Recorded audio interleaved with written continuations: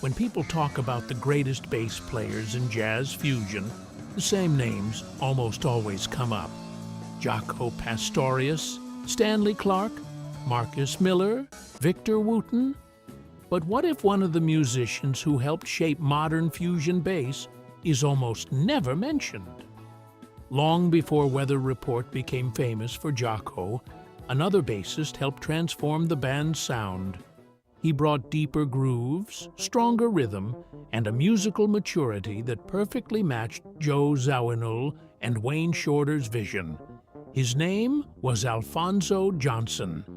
So why has history largely overlooked someone who played such an important role in one of the most influential bands in jazz history? The answer isn't as simple as you might think. By 1973, Weather Report had earned a reputation as one of the most adventurous bands in jazz. Their music was innovative, but Joe Zawinul wanted something more. He envisioned a sound with stronger grooves, more funk influence, and a rhythm section that could connect with a wider audience without sacrificing musical sophistication. Replacing founding bassist Miroslav Vitush was never going to be easy. His acoustic approach had shaped the band's early identity, but Zawinul believed the next chapter required a different kind of player. That's when Alphonso Johnson entered the picture. Young, confident, and remarkably mature, he wasn't brought in simply to replace a bassist. He was brought in to help move Weather Report forward. Johnson's impact was immediate. Rather than filling every measure with notes, he built grooves that gave the music space to breathe. His playing was warm, precise, and deeply connected to the rhythm, allowing Weather Report to explore a more accessible sound while keeping its adventurous spirit intact. That evolution is easy to hear on Mysterious Traveler and Tail Spinnin'. Tracks like Cucumber Slumber showcased a bassist who understood that great groove isn't about playing more. It's about playing exactly what's needed. Without drawing attention to himself, Johnson became one of the key reasons the band's music felt stronger, tighter, and more dynamic. Today, most people associate Weather Report with Jaco Pastorius, and for good reason. His arrival changed the instrument forever. But history often forgets what happened just before a revolution.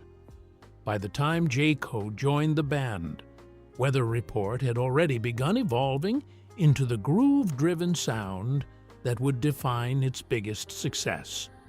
Johnson had played a crucial role in that transition through albums like Mysterious Traveler, Tail Spinnin', and much of Black Market. Then, just as the band's popularity was about to explode, Johnson made a surprising decision. He left. That single choice would reshape not only Weather Report's future, but also the way history remembered one of fusion's most influential bass players. When Black Market was released in 1976, it marked a turning point for Weather Report.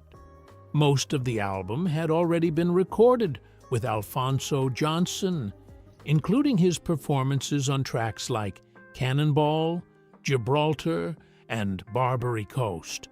But during the final sessions, a young bassist named Jaco Pastorius made his first appearance with the band, playing on Barbary Coast and the title track.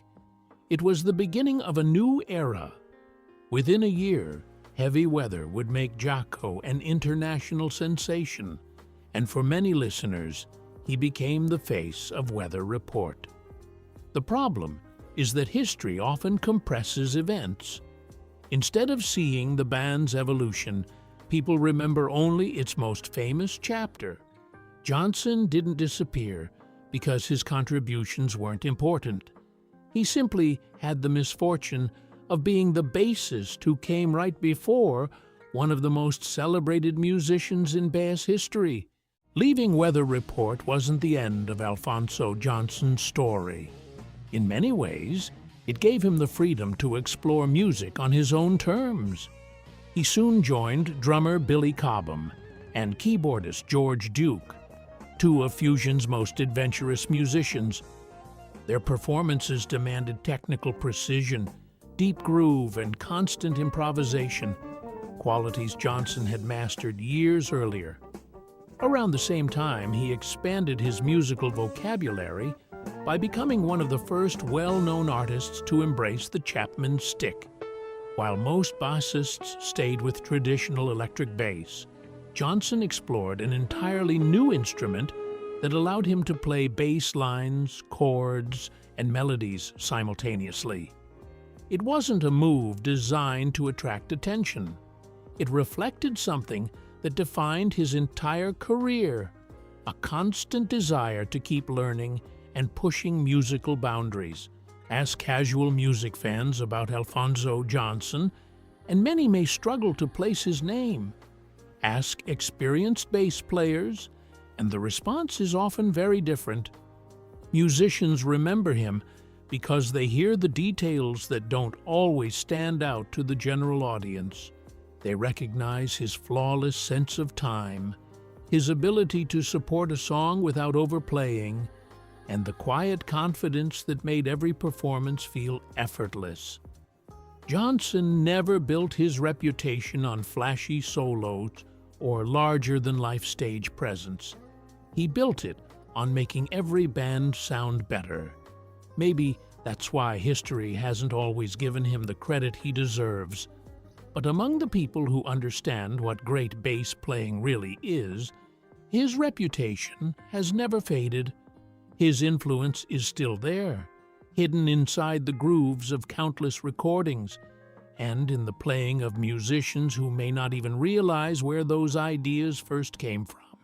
Although many people remember Alphonso Johnson mainly for his years with Weather Report, his career extended far beyond the band.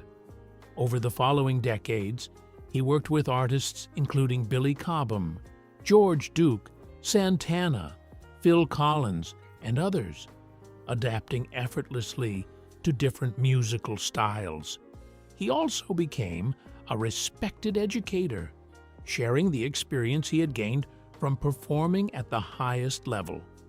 Unlike many musicians who chased fame, Johnson seemed more interested in growing as an artist than building a public image. That decision may have kept him out of the headlines, but it earned him lasting respect among those who knew his work. So why isn't Alphonso Johnson mentioned as often as some of his peers? Timing played a huge role. He left Weather Report just before the band's biggest commercial success. Jaco Pastorius quickly became one of the most recognizable bass players in the world, and the spotlight naturally shifted toward the band's new era. Johnson also avoided self-promotion. He wasn't a flashy performer, and he rarely sought attention outside the music itself. Sometimes, history remembers the loudest personalities. It doesn't always remember the musicians who quietly built the foundation. Talk to professional bass players, and Alphonso Johnson's name still carries enormous respect. His influence wasn't built on speed or showmanship. It was built on groove, musical judgment, and knowing exactly what every song needed. Those qualities don't always make headlines, but they shape records that continue to inspire musicians decades later. His greatest achievement may not have been changing how people looked at the bass. It was changing how musicians thought about playing it.